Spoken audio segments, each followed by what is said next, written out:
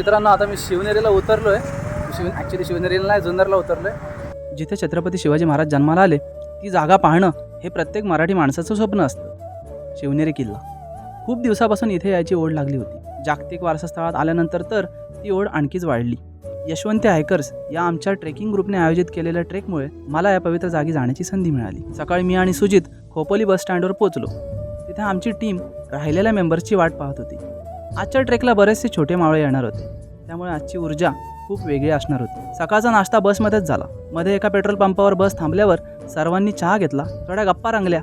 आपले छोटे मावळे खूपच उत्साही दिसत होते. खोपोली, लोणावळा, तळेगाव, चाकण, राजगुरुनगर, मंचर, नारायणगाव करत आम्ही जुन्नरला कधी पोहोचलो हे कळलंच नाही. सकाळचे 11 वाजले होते. वातावरण अगदी सुस्पष्ट होतं. जुन्नर बऱ्यापैकी शांत शहर आहे. गाडीतून उतरताना महाराजांचं अश्वारूढ स्मारक नजरेस पडलं आणि आपसूक त्यांना नमस्कार करून खाली उतरलो. वातावरणात एक वेगळीच ऊर्जा जाणवत होती. शिवाजी महाराजांचा जन्म इथेच झालाय हे कुणाही माणसाला इथे आल्यावर सांगायची गरज नाही पडणार. अशीच वेगळी ऊर्जा जुन्नरमध्ये आल्यावर जाणवते. जुन्नरचे पुरातन नाव जीर्णनगर, कालांतराने जुने नगर व नंतर जुन्नर असं या शहराचं नाव बदलत गेलं. 7 दरवाजाच्या वाटेने शिवनेरीची चढाई सोपी आहेच, पण हल्लीच गडाची पुनर्बांधणी झाल्याने गडावर अगदी सहज आणि जलद पोहोचता येते. या वाटेत फुलझाडे आहेत. चालताना डाव्या बाजूने हवेची झुळूक, आजूबाजूला फुलझाडे आणि सावली असल्यामुळे मन प्रसन्न राहतं. बोगनवेल, चाफा आणि इतर वेगवेगळ्या जातीची फुले बहरलेली एकापुढे एक असलेले दरवाजे गडाच्या सौंदर्यात आणखी भर घालतात. पुढे भंडारे सरांनी एका झाडाविषयी माहिती दिली.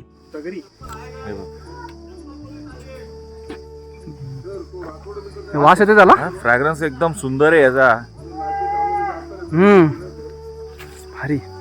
आपल्याकडे असतो ना तो छोटा बुशी असतो, तो वेगळा आहे, पण फॅमिली एकच आहे. गडाच्या आजूबाजूचा परिसर शेतीने समृद्ध आहे. याच परिसरात वडस धरण असल्यामुळे बऱ्यापैकी हिरवळ बघायला मिळते. मेणा दरवाजानंतर अंबरखाना दिसतो. अंबरखान्याची आतील रचना पाहण्यासारखी आहे.